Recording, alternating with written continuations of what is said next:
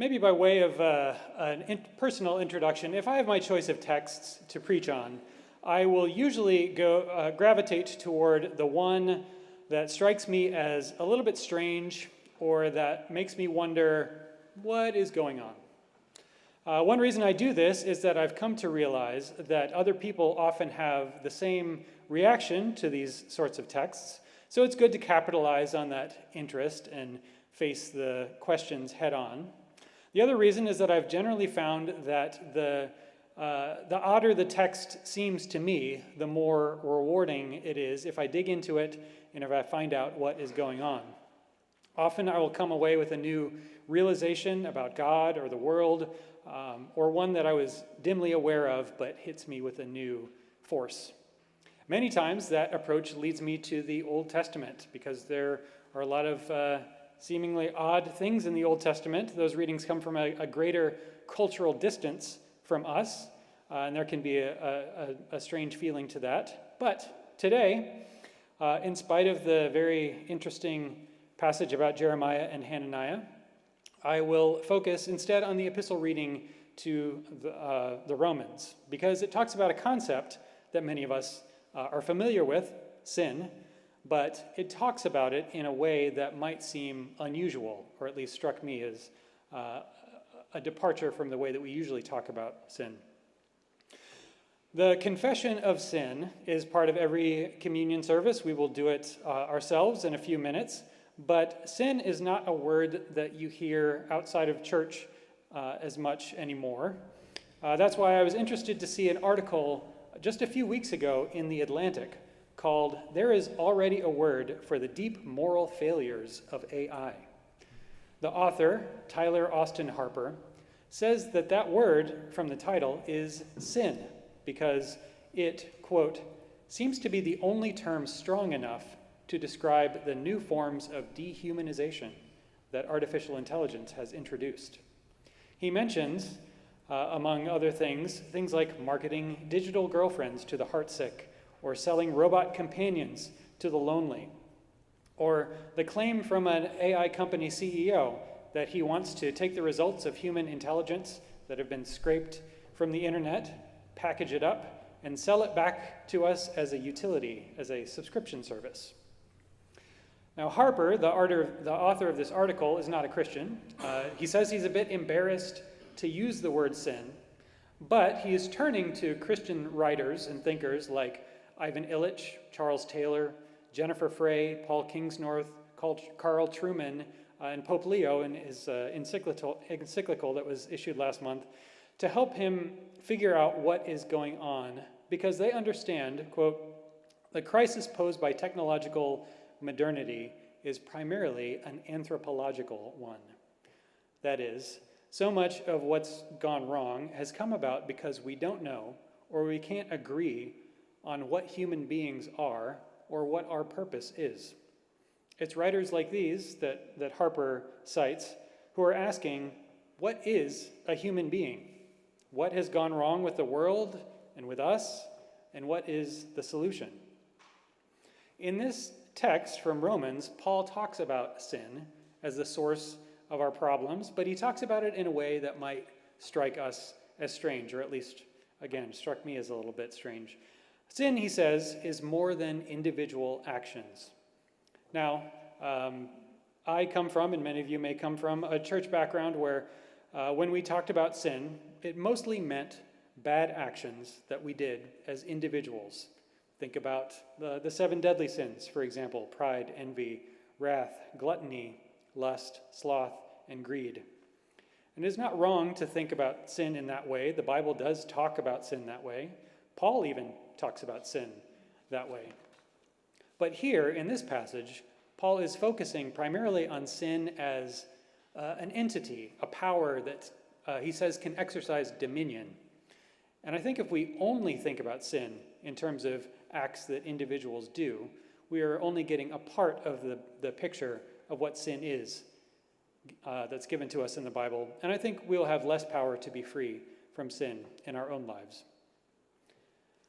When Paul was going around the Mediterranean and preaching the gospel, he kept on hearing one objection. If the grace of God is a gift, then where is our motivation to become better people? Why can't you be, for example, proud, envious, lustful, and all the rest, and then just ask for forgiveness? Paul responds to this objection in two ways in this text that I'll lay out for you. First, he says that objection misunderstands what sin is.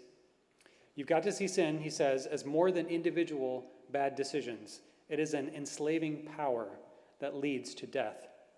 And second, he says the antidote is to see yourself free from sin and as attached in union with Christ, leading to holiness. So I will talk about those two ways that Paul addresses this objection, and then I'll close the sermon by suggesting what this might mean for us in our own journey with Christ.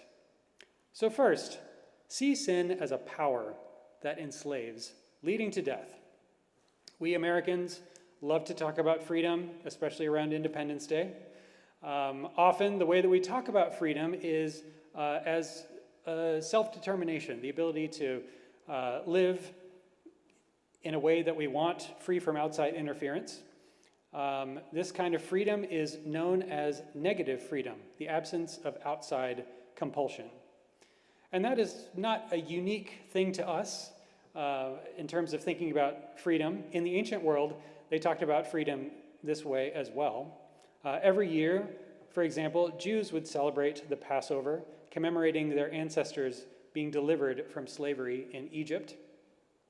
In the first century, when Paul was writing, many Jews were hoping for and expecting a new exodus that would free them from the oppression of the Romans. And when Jesus' first disciples came to see him as the Messiah, the anointed one of God, that was part of what they were expecting him to do. But Jesus said, and Paul says, there is a deeper oppression than political oppression. In fact, you can work hard and even fight wars to gain negative freedom and yet still be a slave to sin. Paul makes a provocative claim in this passage that in this world there are two kinds of people. Either you are a slave of sin that leads to death, or a slave of obedience to God that leads to righteousness. Those are apparently the only two options. Now, it's possible for us to respond, well, I'm not a slave to anything or anyone. But I think Paul would respond, anything to which you give yourself, anything you look to for ultimate meaning in your life, you are enslaved to it. The Bible calls this an idol. And when you give it ultimate authority over you, sin reigns over you. It has dominion as a king, Paul says in verse 12. It acts as a lord and a master, he says a little bit later on. When I give myself over to sin, it's not just me deciding to be envious or greedy or lustful. It is me looking to those things that I'm envious of or greedy for or desiring strongly as a thing that I need for my life to count for something. And in that way, I am not free. I'm free to do what I want, but what I want has become warped. That is the kind of slavery to sin that Paul is talking about. So Jesus did come to lead a new exodus, but he knew better than to focus on the negative freedom that his fellow first century Jews were looking for. He knew that you could be politically free to live the life that you want and still be a slave to sin. That is what had happened over and over in the history of Israel as we see it recorded in the Old Testament. They were free for a stretch, they fell into sin, they were enslaved by it, and then they were conquered. So Jesus went deeper, down to the source. His new exodus was not out of Egypt or away from Rome, but out of sin. So, how did he do it? He did it by his death and resurrection. He broke the bonds of sin and bound us to himself instead. So Paul says, second, see yourself as enslaved to God, leading to holiness. Paul has pointed out earlier in chapter 6 that what has taken the Roman Christians out of sin's clutches is not their own decision to lead a better life. It is their union with Christ. In baptism, they died with him, and now they share in his resurrection life. This is objectively true of them, whether they feel it on any given day or not. It is a cosmic reality. Jesus has done something to sin. He has broken its power. Now, you may have known people who have gone to church for years and years, and they don't seem to be any better for it. I have known a few people like that. I will not name them. You probably don't know them. They keep falling into the same sinful patterns, and maybe they feel ashamed about it, and the cycle begins again. What keeps them in this cycle? I think Paul would say that they don't understand deep down how their status has changed with regard to sin. They keep trying to change by their own efforts, relying on their own autonomy, their own force of will. But that doesn't give them the kind of escape velocity that you need to get out of the dominion of sin. What they need is to recognize that they have had a change in status. That recognition then drives their efforts to live more and more into what is already true of them. If you really understand that that is what has happened to you, Paul is saying, you wouldn't even think about sinning again. Everything Jesus has is yours, holiness and abundant life. Why would you go back to shame and death? It's a little bit like a couple who decide to get married. They have a ceremony, they exchange vows, they exchange rings, they have a reception, they get all the gifts. They are married. But then imagine they go back to living like single people as if nothing had happened. They are not living a married life. They're not living what is true of them. They're not living out of this new status that they have. So Paul isn't just telling the Romans, don't sin. He's saying, if you only knew what had happened to you, you wouldn't want to. Christ has defeated the dominion of sin and death and united us to himself. Death no longer has a claim on you. So then, finally, live out of your identity as free from sin and united to Christ.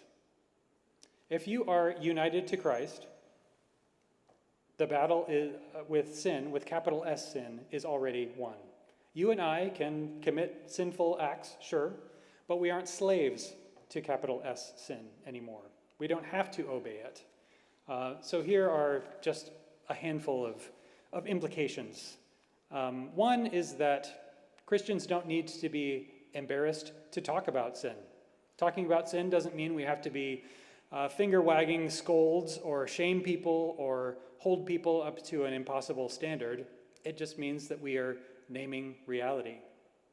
Even non-Christians like Tyler Austin Harper, who I mentioned earlier, already know there is something wrong with the world. Many of them may even know that there is something wrong with them. They're not able to live up to their own high ideals. But apart from a knowledge of what sin is, the solution that many people tend to land on is that they need to try harder. They need to be truer to themselves. They need to fight limiting beliefs. But what they need to hear instead, I think Paul would say, is that sin is an enslaving power and they can be free of it. That helps explain what's wrong with the world and also give a path forward. A second possible implication is that we can be unafraid to own up to our own complicity in the reign of sin and death. We have nothing to prove. We have nothing to hide. We don't need to ignore or minimize it. We can be vulnerable about our failings if we know deep down that Jesus has set us free. The more vulnerable we are, the more sin loses its grip in our lives. In this way, grace does what the law failed to do. And then finally, if we are free from sin and united with Christ, holiness and eternal life is both a present reality and our goal. That brings a wonderful clarity and joy to our lives. The more we know that this is what we're made for, the more careful we will be about how we spend our time and what we choose to set our minds on. Sin is an enslaving power, and if we know that, we we know that we're dead to it. We don't have to toy with it. We are new creations. We have the freedom to be fully alive and fully human.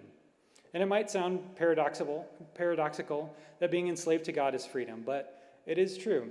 Freedom to do what we want isn't a good thing necessarily unless what we want is oriented toward the good. That is the freedom that matters most, Paul is saying.